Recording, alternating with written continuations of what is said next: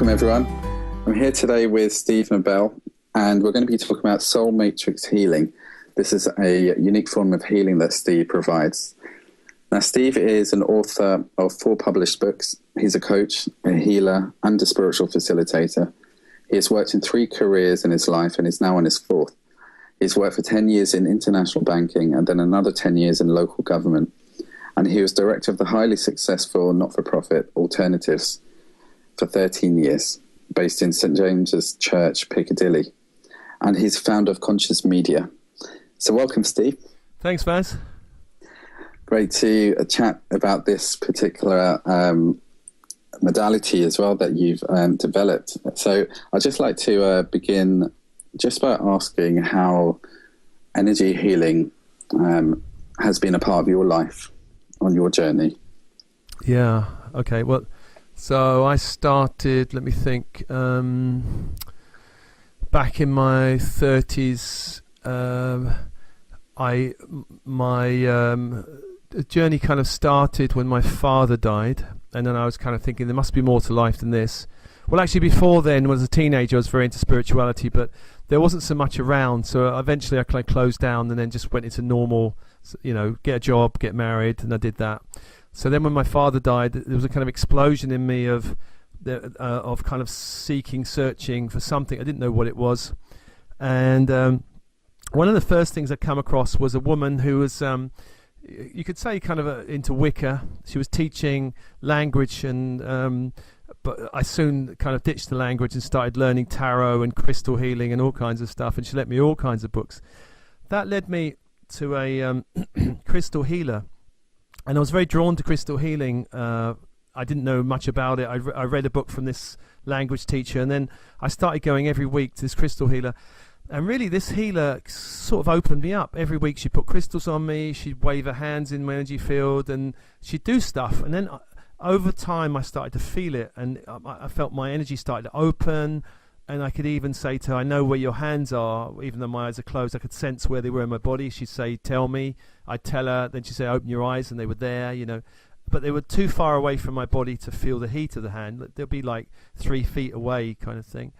So that was the kind of proof that something was going on, because I needed some kind of proof that it wasn't just my mind making things up. So there was proof happening. I started doing personal development training. I did something called ISA, which started opening up to energy a little bit. It was very personal development, but there were energy exercises in there. Again, sensing energy with your eyes closed, and I worked. I could feel where people's hands were, and again, it was like, well, the proof I needed. So slowly, I was getting this kind of proof thing going on, and I was feeling better in myself. These kind of seminars and the healing was clearing me and making me feel more empowered.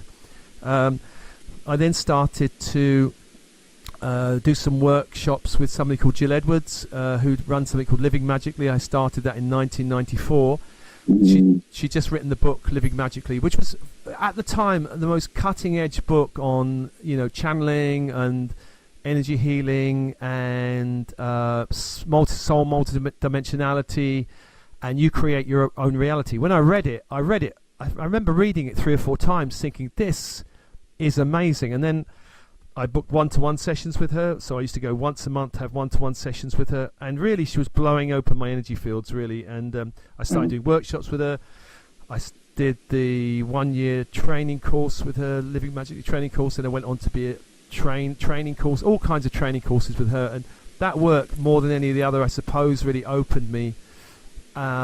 And that pointed the way to a lot of other things. She pointed the way towards shamanism, which I started training in, towards Wicca, which I trained in. She pointed the way to alternatives.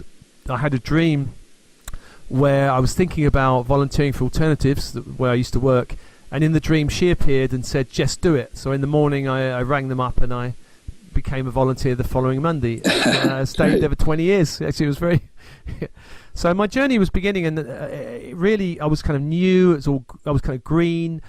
There was so much around. It was all like, wow, isn't this amazing? I went to alternatives every week, volunteering. I was still working in a regular job. I was still, married. I kind of separated around the time I started working in earnest with Jill Edwards in '94. I kind of separated from my ex-wife.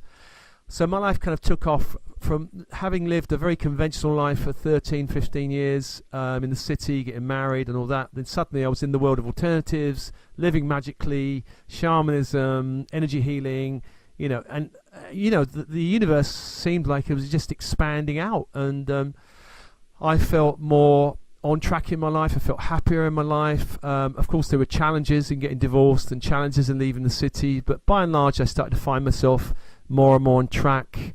I started doing lots of energy healing things, Reiki, Seichem.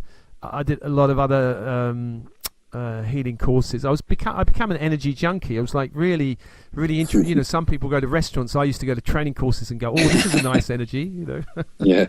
So that was kind of my way in back in the early 90s.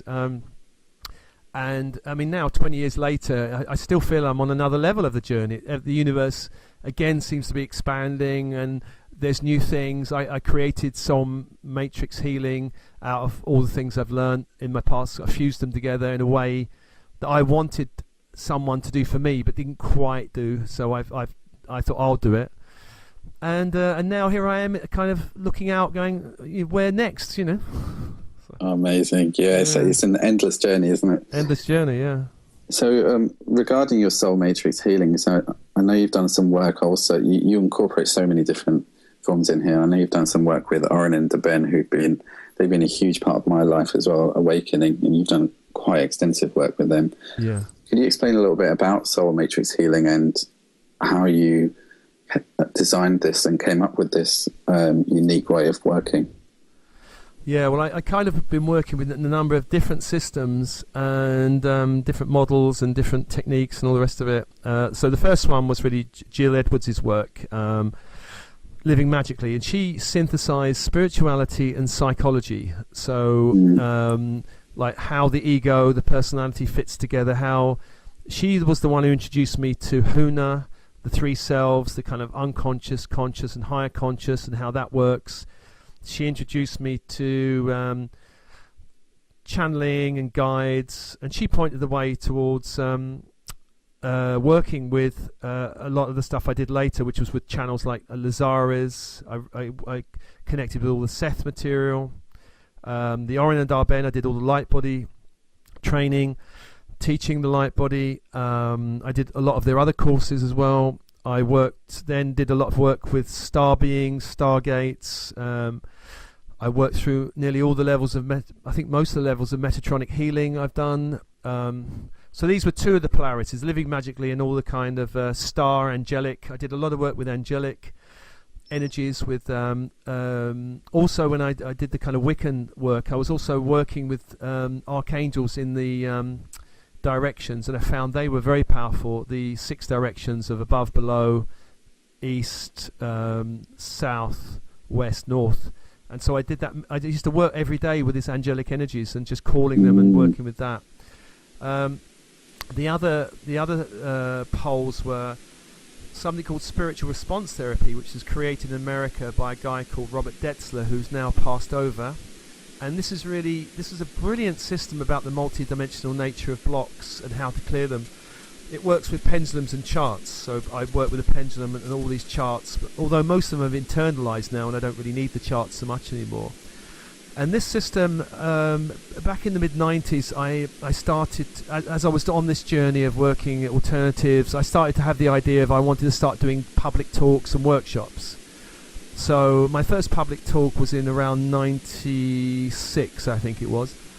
And I scheduled it with a friend who was very experienced. When I did the talk, I became I couldn't speak. I said to her, I can't do this. I didn't know what came over me. It was some kind of really difficult. It wasn't, I mean, I have spoken in public before, but it was almost like a terror of speaking out about spiritual things. It was really strange.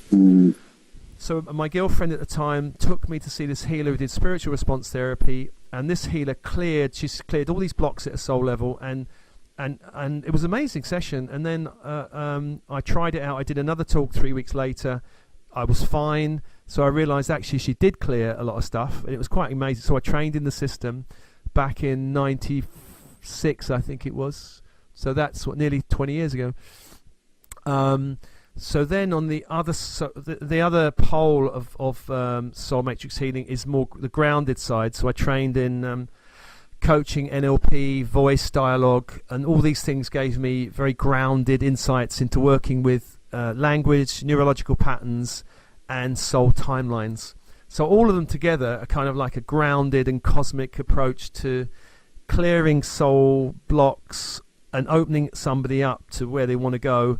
But there's a very grounded element to it, because some people need the more grounded and other people need the more energy cosmic clearing. And, you know, there's usually a combination of all of it, really. So I fused the system. I didn't know if it could be fused, but I kind of found a way of doing it kind of intuitively. You know, I just asked, how can I do it? And then I got, yeah, this is the way to do it. And to be honest, although I've been doing all these things for many years, it feels like I'm on another level of the journey where I'm learning a whole new layer of what's going on at a soul level. Really, every client I get is a new. It seems to be a new set of patterns and interesting stuff. So I'm on a fast learning curve as well. Even though I've done it for 20 years, it feels like I'm on another level of it. Really. Did you find that healing has evolved so much over the decades? Do you find that it's becoming more integrative now, because what you're offering is so multidimensional, and it offers on so many different levels, on this level, on the higher levels. And do you feel that as we move into, maybe it's to do with the shift that we're moving into and we're expanding, that a more integrative approach allows us to heal more in a more expanded way? Yeah, I think the integrative approach is the way to go. I don't find so much of it, you know, the really kind of high cosmic soul clearing stuff combined with very grounded approaches, coaching, NLP, voice dialogue, and there are other systems. So, which is why I created it. But I have met a few people in my travels, particularly alternatives, which I felt did do both. We had a coaching group that we ran for many years, and I did meet one or two coaches in there that seemed to be able to access both the kind of very higher energy levels and work very practically with people. And I was very impressed with that, you know, and I'm very impressed actually with this kind of anybody who can synergize different modules into one system. And Jill Edwards in Living Magically was the first person who was able to do that. She had a very kind of integrated approach. But she wasn't coming from coaching, she was coming more from a psychotherapeutic approach, which was also brilliant. So that's why I was so drawn to that. So I definitely think the integrative approach is the way to go, but I don't find so many people at the moment who actually do it. I'm really, you know, if anybody knows people out there, let me know, because I'm always keen to find these people and kind of find their work. Yeah, it's great. It feeds so much. I feel like our soul seeks so many different levels of understanding and awareness. So the grounded element gives that understanding on this level, how we live in our lives, and also the psychological, like you're saying, and the esoteric allows so much more behind the scenes to occur. So it's really great that you're working with this. And I noticed that you're talking about soul timelines and lots of different clearing processes. How do you feel that this particular model, this amazing system that you've designed, works with our current energies, and why do you feel that we need this right now during our times? Oh yeah, well, I think the main reason is because we're going through this global shift, and so 20 years ago when I started to learn it, it was just really something for myself. Really, I did it mainly to learn.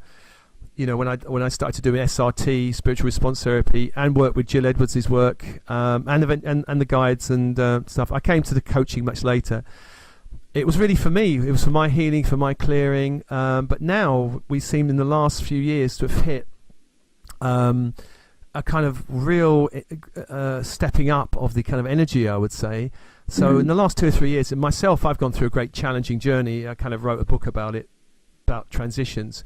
So on the other side of that, I realized lots of people are going through transitions. The kind of energies on the planet are shifting. There are a lot of people quite confused. I was very confused for a time about what's going on.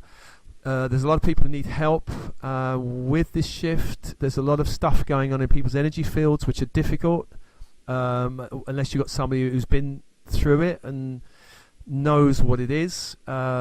and it is a complex field, working with energy. It's not like you get a book and go, oh, well, it's A, B, C. Sometimes it's kind of complex, but if somebody's got enough experience, so they can work it out and help you. And when I was going through my own transition, I saw I might have seen 18 to 20 healers, and only 1 or 2 were really able to really understand what was going on. So I realized that a lot of healers who were doing great work out there, weren't really able to help me with my shift, going through kind of awakening and energy shift. They weren't able to help me going with clearing some of the stuff in my energy field. There was all kinds of stuff swirling around and going on in my energy field. I mean, in the transition, I had 10 days of blowing up all kinds of electrics and crystals and everything. So something really weird was going on, and nobody really could help me. Eventually, I found 1 or 2 that were very good. Even SRT stopped working for a while, so I've had to kind of upgrade it and shift it to kind of work out. Well, I went and saw 3 or 4 SRT practitioners to help me through my transition, and they didn't help me. So I was a bit worried about that. So now there's a lot of karmic energy being cleared on the planet. The world is in a bit in chaos. We see what's going on in the world. There's lots of people going through their own transition process or their own awakening process, and some of them are a bit scared, going, well, I don't know what this is. So you really need somebody who's on the other side, and there are a few people who've gone through this process and who can help nowadays. I'm not saying this is the one and only system. There are people around, but I think in the healing profession at the moment, if you're going through an awakening, big shift, kind of lots of karmic stuff going on, it may be not every healer might be able to know what that's all about. So SRT deals with stuff in kind of the energy field, what's going on. Sometimes we get overloaded, sometimes our circuits blow out, sometimes the energy field gets disrupted, sometimes our energy fields get misaligned, sometimes we get interference in our energy fields. There are kind of forces which can come in and interfere. I found, particularly in my journey, I had a lot of, you could say, dark interference over the last 5 years. Entities and all kinds of stuff, which were really, it took me a lot of work to clear all that out, really. So, there's a lot going on. Yeah. So do you find that people who are open more tend to attract this kind of energy, these lower, denser frequencies? People going through a shift can attract this energy, but actually there's a karmic element to it as well. Not everyone is attracting those kind of, there's a scale of spectrum of darker energies from, you could say something in your energy field that's just kind of there and a bit blocking. It could be just somebody you've picked up from the house you live in who kind of died there. That's not going to be a severe difficulty. But there's a whole, on the other end of the spectrum, there's very, very negative entities which are kind of around, and but not everyone has to deal with them. I think it's a karmic thing. I think something I came in this lifetime to clear. So it's not to worry everybody going, oh my God, I'm gonna have this. You'll know it if you've got it. I did do some work with a teacher in America called Lisa Renee, who does energy synergy, I can't remember exactly the name of it. She was brilliant because she had a lot of this stuff, so I did a lot of work with her, or her work, to kind of work out how she cleared it. Eventually I've cleared it, but there are some people who incarnate, who've got contracts with, you could say, the dark side, who've had other lifetimes with kind of darker energies, or contracts with darker energies, and in this lifetime they're all coming up to be cleared, really. But it's not everyone that has it, so don't worry. Don't try and kind of create another problem for yourself if you haven't got anything like that. If you've got it in your energy field, you know it. I did have one client who came to me and said, I've got entities, can you help me? And I went, yeah, sure, no problem. But up to that point, this was about 4 years ago when I met this person, the entities that she was dealing with, I hadn't encountered anything quite like that. It was a bit like dealing with kind of psychic SAS, It was, and And then when I said to her, I said, "Oh my gosh, what are they?" And so then they came back the following night, and I was ready for them, and I cleared them out quite quickly. But this particular client has had a lot of karmic stuff that she's had to clear with these beings, and I think she's clear now. But it took several months, really. That was very unusual. Most people, it's not that difficult. Yeah, that makes a lot of sense. Yeah. Now, with Soul Matrix healing, you say that you work with the laws of grace.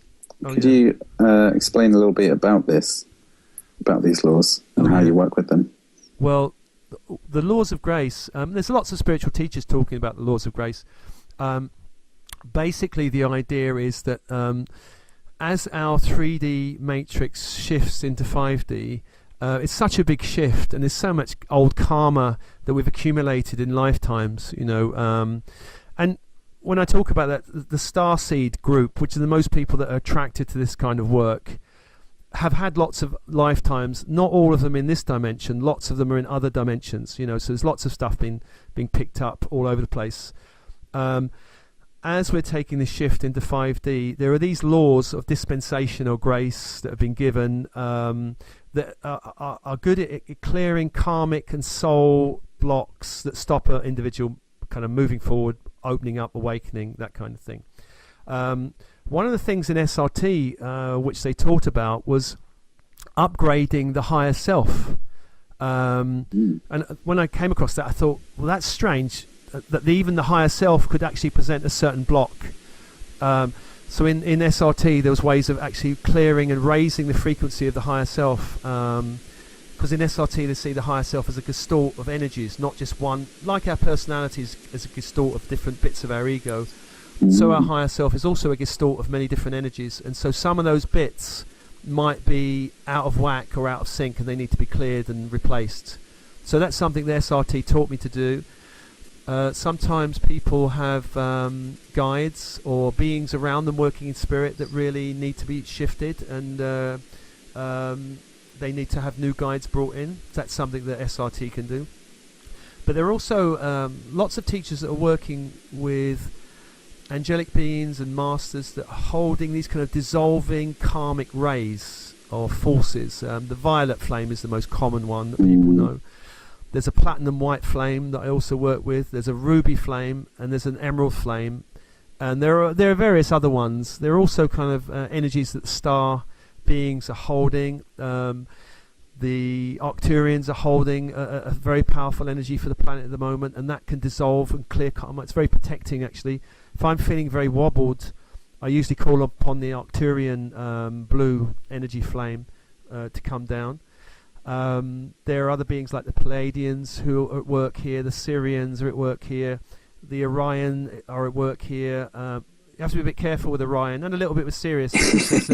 There's some, the Star Wars did happen, in Orion. So you have to be careful what energies you're connecting with there. But if you've got an intention about working with the highest, I do work with Orion energies, but I was a bit worried for a while, but now I know they're okay, so it's all right.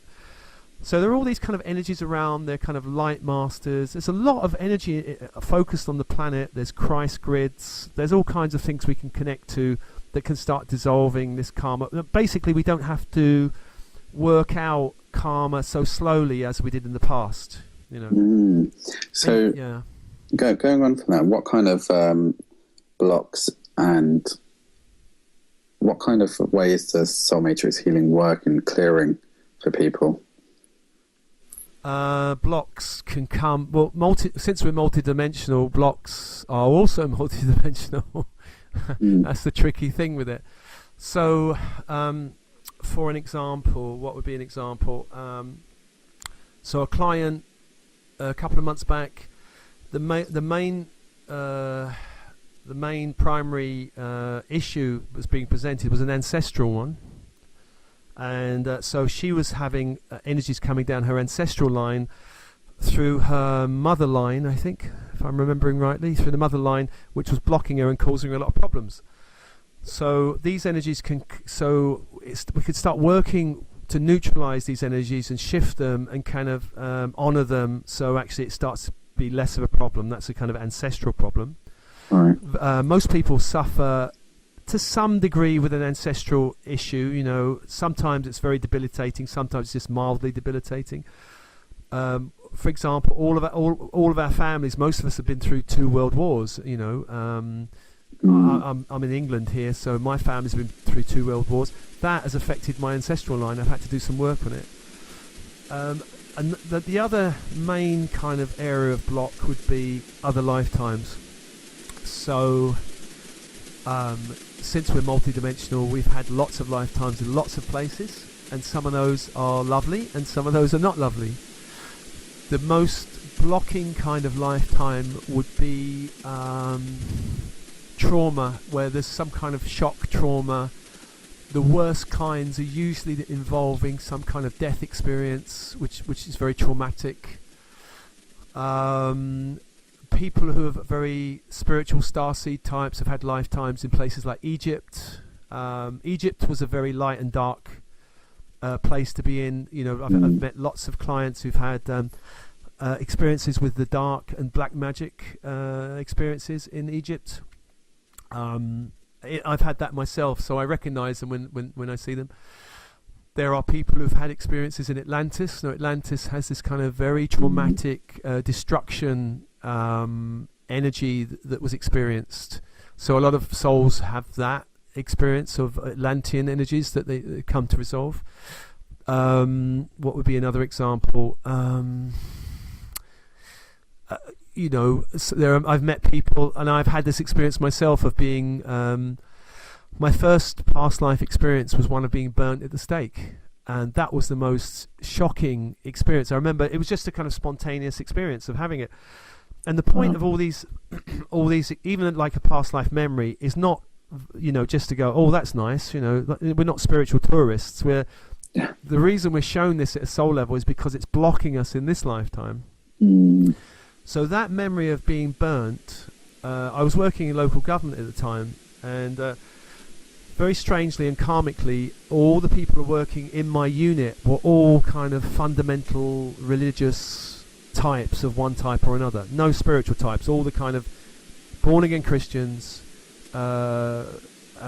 Jehovah's Witness, Muslim, extreme type, Baptist, the whole lot, and they're all very kind of wary of me wearing my crystal pendants, and my boss, who was a born-again Christian, was very, very attacking, very on my case all the time. And after this experience of this memory, which was a lot of energy kind of shifted, just the experience of the kind of the feelings of terror and fear and anger and all that stuff, and the whole memory, just having the experience seemed to shift something that in my work in local government, that kind of feeling of being persecuted stopped happening. I was feeling persecuted actually by these people. I wanted to hide what I believed. I didn't want them to know. But once I had this experience, it kind of shifted something in me, and I kind of didn't get so worried about it.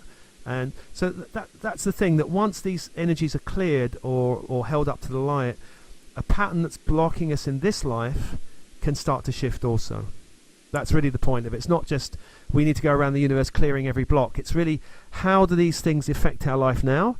Where is the energy coming from? Past life, ancestral, where? And then we go and find it and neutralize it. And that starts to open the way for something else to happen. It's amazing, as you say, how much of our past life experience has such an impact on this life here for us as well. Yeah. Just that example was just fascinating, actually, and just shows I've had similar things in my own life. And once you start to make the connections and draw the dots together, it does provide a powerful growth and changes our reality. Yeah, well, probably one of the most common things that I see in practically every client is negative energy cords. Right. This is the old-fashioned, the clearing the cord, cutting the cords that bind. Practically every client I see has energy cords to ex-wives, ex-lovers, ex-someone who hates them, and just clearing that thing alone could be a huge relief on the energy field, really. There must be, the amount of relationships we have with people in general. Yeah, let go of all those ex-lovers and past wives and all that. You've got to let them all go. So how do you see that soul matrix healing helps activate our soul mission here on the planet? most people are. So there's a couple of things really. One of them is that most people who come to me are either light worker, starseed types. Yeah. I wouldn't get anybody come who's really not like that. Very rarely do I get those kind of people, and then I do clearing on their energy field, but they're not going to be the kind of people that get activated, their light ignites and they go on their soul path, soul mission. They're really coming for help, ease some tension, ease some difficulty, and then they kind of basically go back to a kind of life which not much different happens, but they feel better, But a starseed comes because they want to activate, they want to get on track, they want to find out where they want to go. A lot of people come because they kind of feel frustrated or unhappy in their general direction. Clearing the blocks tends to start also clearing some of the confusion around which way should I be going, what should I be here to do. Often, not always, it can be quite obvious from the outside about where their soul mission is, where they're heading for. So I had a client today, and her soul mission was clearly and obviously about being a healer. And there's one or two other bits to that. It was so clear and obvious in everything she said, but she was so resisting the path, and we kind of resist the path because we're a bit scared. Yeah. And partly that fear can come from other lifetimes where we've been on our path and actually some force, some controlling hierarchy has stepped on us and go, no way, Jose. And if you think that we might have been blocked by, particularly in the past, I think religious organizations, or it could be political, military organizations. The Roman Empire used to be quite good at stepping on people. The early Christians were getting thrown to the lions. Or there was crucifixion and all this kind of thing. In later times, medieval times, it was the church with the state burning people. So if you think of our history, shamans were killed by a communist government in the early times of the communist revolution. So there's been kind of the shamans, the healers, the kind of switched on people, the seers. They usually get kind of bumped off if the kind of matrix of the planet's a bit dark. So we're in a kind of dark Kali Yuga period for a while, and so it's never been really safe to switch on your light too much and get on your path. But now, in this period of confluence of shift and change, now is the time to do it. So it's clearing away the blocks and helping somebody kind of recognize where they need to go. So that's how I kind of help them really, and get the kind of angelic forces to activate their kind of light body and their energy bodies, and off they go. Wow, this is fantastic work. Yeah. And as you're working with people over the years, I just wanted to ask, have you noticed a shift in people's energies? Because you're working in such an intimate way on an energetic level. Have you noticed a change in people's energies over the years during this time, these particular times? I'm kind of biased now because my energy has shifted so much in the last 5 years that right, yeah. I really am noticing it a lot more. Whereas, but I actually do feel that that at this time it probably is speeding up and accelerating. So I'm meeting a lot of people who just seem right on the edge of shifting or really on the path, whereas 20, 30 years ago it took a lot more energy to get going. So now, even though the energies are more volatile, there's much more push, there's much more, people are feeling that soul push to get on their path a lot more, and they feel it as this tremendous tension or frustration. And I think also, since the old 3D matrix is breaking down, the forces in place are not quite as strong as they were. They might seem even stronger because there's a lot of nonsense, the military with their machine guns and the police sirens whizzing up and down after Paris. But actually the energies on the planet, the darker energies, are not quite as strong, so it's a bit more easier to get out there. Also because a lot of people have taken the journey over the last 30 years. So for people starting it now, there's a lot of examples of other people doing it. There's lots of books being written. So back in 1999, a friend of mine, Nick Williams, wrote a book, The Work We're Born to Do. So in 1999, it's a revelation. You can do the work you love, in England. Hardly anybody's heard of that as a possibility. Now, the corporate world have kind of absorbed it, haven't they? We want to... I've seen it in some corporate settings about... they've got the speak anyway, whether they actually do it in practice. Yeah. But a lot of people are talking about wanting to be inspired in their work, wanting to do the work they love. So that wasn't a conversation people had 30 years ago. So that kind of is in the Matrix now, and there's a lot more examples of that. You know, in my parents' day, people married for life. The divorce was unheard of. Nowadays, you know, if you and your partner are not on the same path, it's a lot less forces around you blocking you from actually stepping out and stepping on your path. Of course, it's still painful and challenging, but the cultural forces are not so difficult. So I think people are accelerating in their growth and in their awakening. And I do believe in the next few years there's going to be millions kind of waking up, partly because of things which are going to happen in the world, which are going to kind of awaken them. Difficult things, I think, you know, things that we've been talking about that are going to happen on the world stage, that are happening already. You know, the situation with the refugees crisis and Syria and all these things are a huge wake-up call for a lot of people when they look at that and going, I don't think I can live this kind of 9-to-5 life when all this stuff is going on in the world, you know. So the dark side, all these kind of darker things are also waking people up, which is the point of it, really. Well, fantastic work you do, Steve. So thank you for bringing this to us and sharing your work. Thanks, guys. Yeah. Pleasure.